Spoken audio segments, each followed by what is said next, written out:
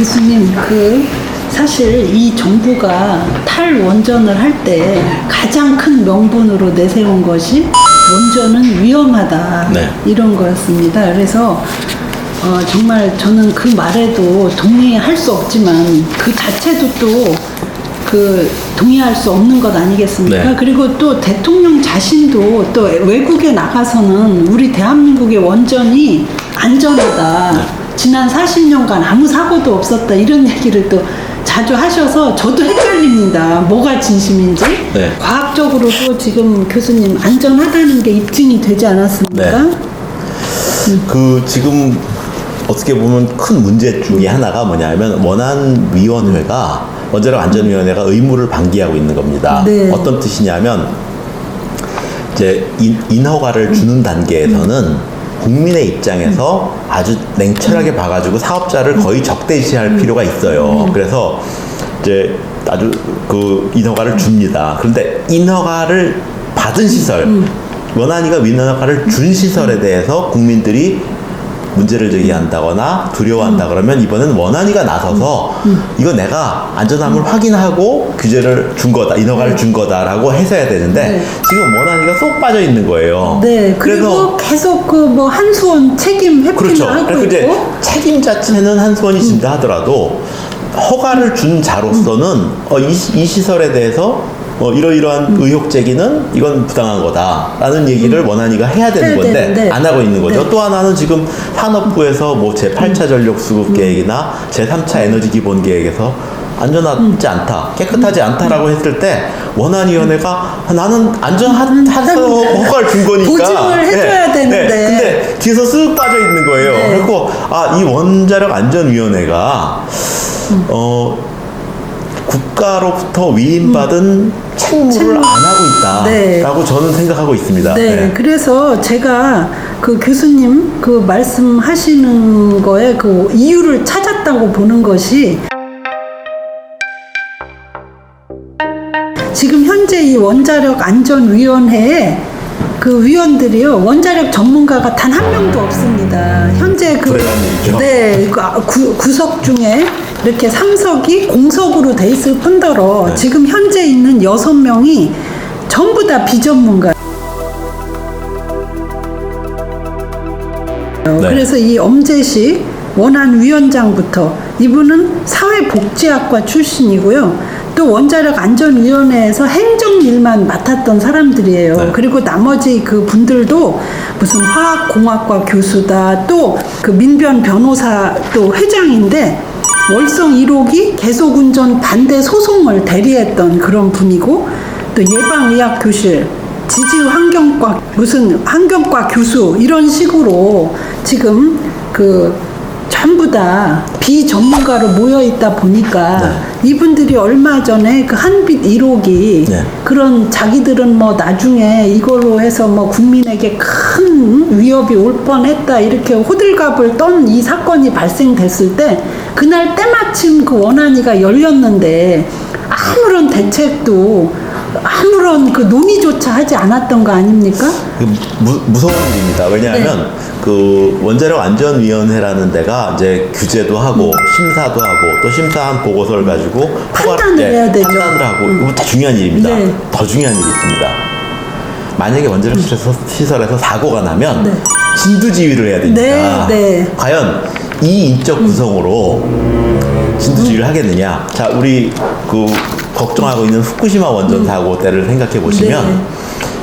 언론에서 이제 원자로가 더 이상 뜨거워지기 전에 바닷물이라도 넣어라. 네. 이게 나왔어요. 전문가들도 얘기를 했어요. 네.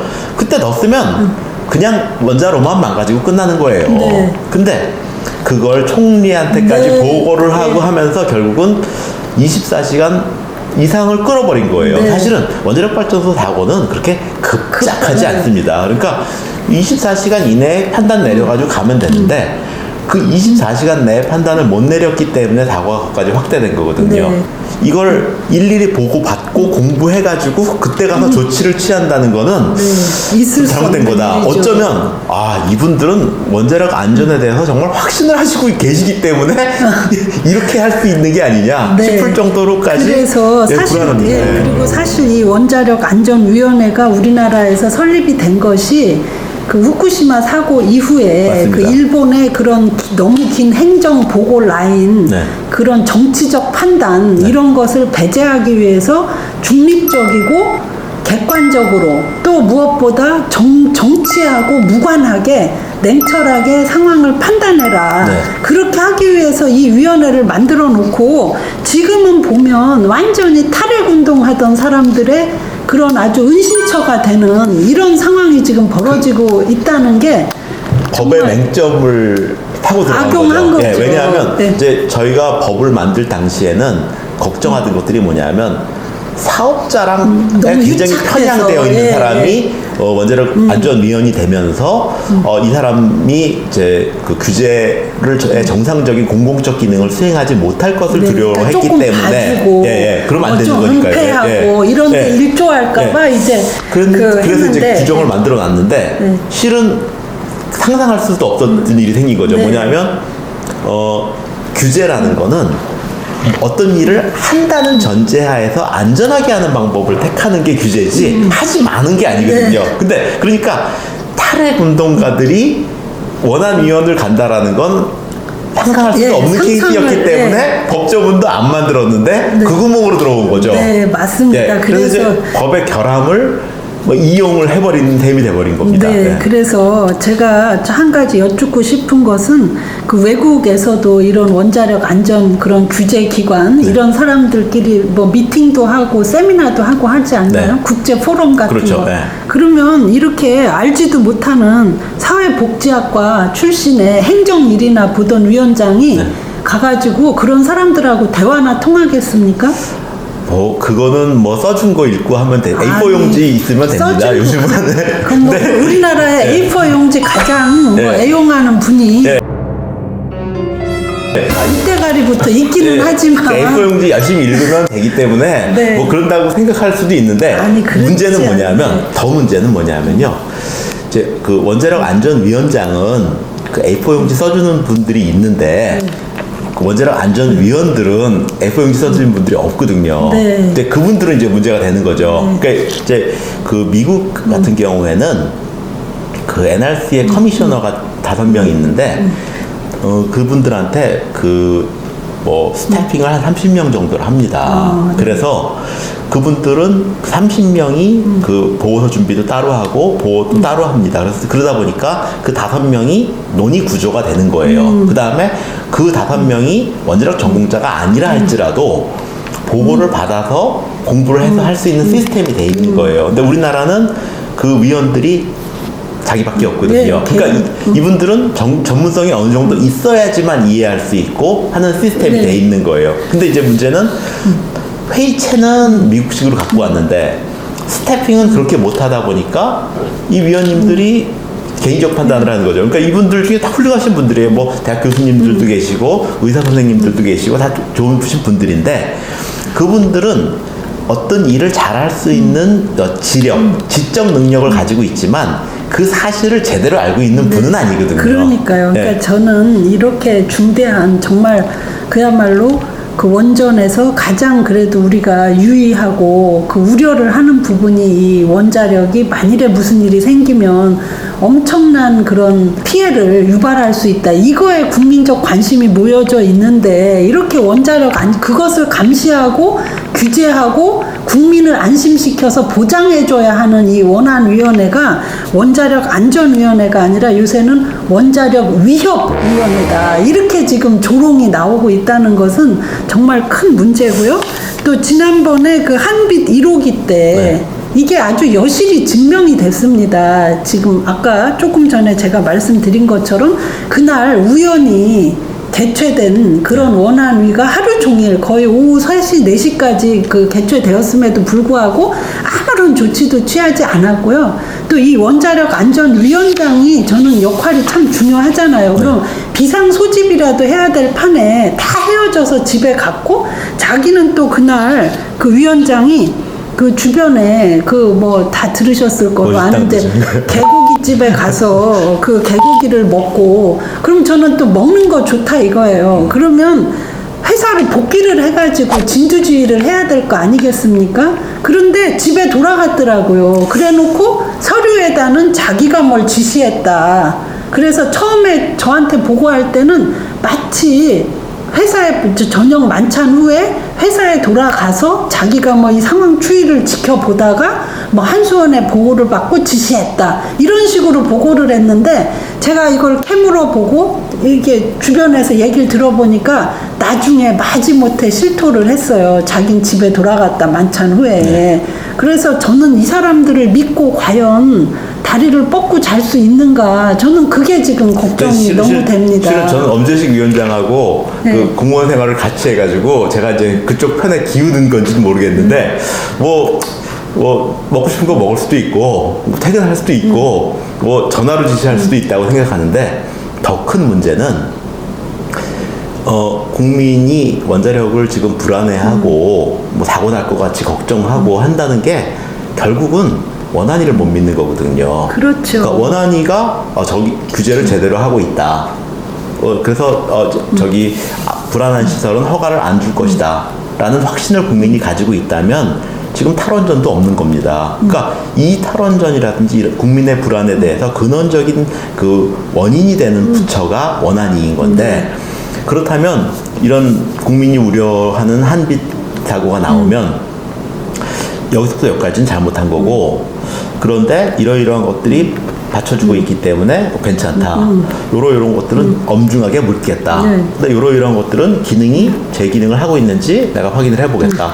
국민들한테 그런 얘기들을 해줘야 되는 거거든요. 그러니까 사업자는 한수원은 무슨 문제가 생기면 빨리 국민들한테 이런 일이 있었습니다 하고 알려드리는 게 중요한 일이에요. 투명성이죠. 근데 이제 규제기관은 그걸 알려드리면서 국민들이 정부가 지금 이러이러한 일들을 하고 있다. 그렇기 때문에 안심하셔도 좋다라는 확신을 주어야 되는데, 지금 같이 요즘 NGO를 그 넌거버먼트가 아니고 니어거버먼트라고 하더라고요. 그래서 이제 오히려 탈원전 단체의 수족인 양 움직이고 있는 거는 오히려 국민 불안을 자극하고 하는 것들은 저는 굉장히 불만스럽습니다. 가서 그런 만찬을 하고 집에 퇴근을 한다? 저는 그 사람의 정신 상태를 믿을 수가 없는 겁니다. 그리고 거기다가 그 지식적으로 그분이 설령 그렇게 해박한 지식도 없고 우리가 믿을 수 있는 그런 아무 근거가 없는데 그분이 안전하다고 그래서 제가 안전하게 느끼겠습니까? 그래서라도 저는 이런 역할을 누가 보더라도 저거를 판단할 수 있는 능력을 갖춘 전문가가 있어야 우리가 그분이 얘기를 해도 믿을 수 있는 거 아닌가, 그런 이제 생각을 하는 거죠. 최초에 그 원자력 안전위원장이 되신 분이 이제 서울대학교 강창순 교수님이 되셨는데, 그분이 이제 그때 장관급이었죠. 그때 이제 청문회를 하고 할 때 그 국회에서 이제 그 문제가 제기됐었던 것들이 그분이 그 당시 한전으로부터 용역을 하신 것들이 좀 있었어요. 근데 그래갖고 이분이 사업자 편향인 거냐라는 그 질문이 제기가 됐는데, 그 당시에 그것이 아니다. 대한민국의 원자력공학과의 정상적인 대학 교수가 용역 못 받는 교수가 이상한 거지 받는 교수가 이상한 게 아니다. 이거는 전문성으로 봐야지 사업자 편향으로 보면 안 된다. 이런 게 이제 있었기 때문에 그분이 이제 위원장을 하실 수 있었던 건데, 실은 지금 어떻게 보면은 그 의사가 못 믿었다고 해서 그 의사 빼고 NGO가 와서 수술할 수는 없는 거잖아요. 그렇게 하고 있는 거예요. 지금 그 상황이 그런 겁니다. 그러니까 이제 그러다 보니까 그 원안위원은 사실은 그 상당 부분이 원자력을 이제 이력저력 아는 분들, 어떤 분 지지하는 분들, 뭐 원자력 발전소 아는 분들이 있고, 그 다음에 이제 감시자는 이제 한두 명 정도가 필요한 건데, 지금은 감시자가 전부인 원안위원회가 된 겁니다.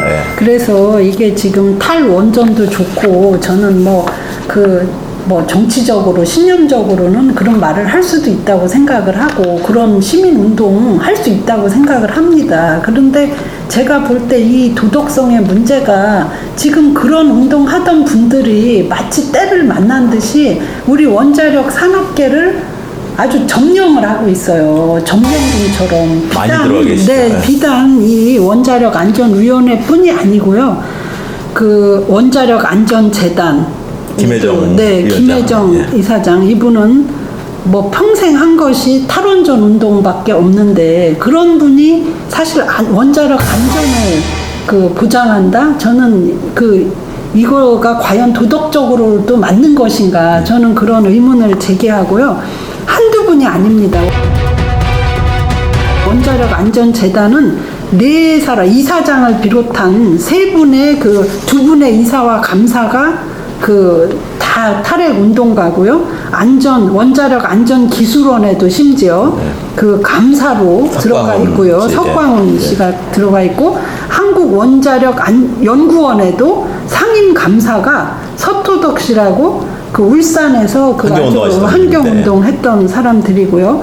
또 원자력 환경안전공단의 차성수 이사장, 이 사람은 국회에서 또 철도공사 사장 하다가 KTX 사고 나서 물러난 오영식 전 의원의 보좌관 출신이 또 환경공단 이사장을 하고 있습니다.